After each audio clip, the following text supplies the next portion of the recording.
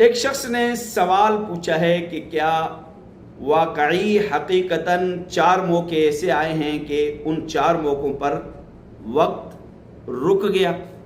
4 موقع ایسے آئے ہیں کہ واقعی ان 4 موقعوں پر وقت رک گیا؟ کیا کہیں ہے حدیث میں؟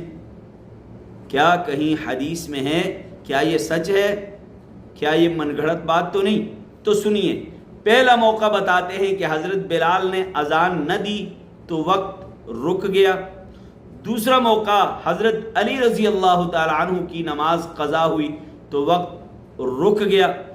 تیسرا موقع، حضرت زینب کے سر سے دوپٹہ ہٹ گیا تو وقت رک گیا۔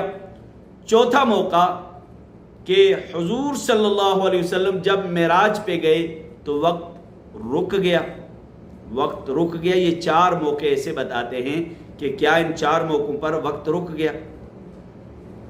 تو سنیے، کہیں صحیح حدیث کے اندر نہیں لکھا، ان 4 موقعوں کے بارے میں کہیں بھی نہیں لکھا کہ جب حضرت بلال نے اذان نہ دی تو وقت رک گیا، جب حضرت علی کی نماز قضا ہوئی تو وقت رک گیا۔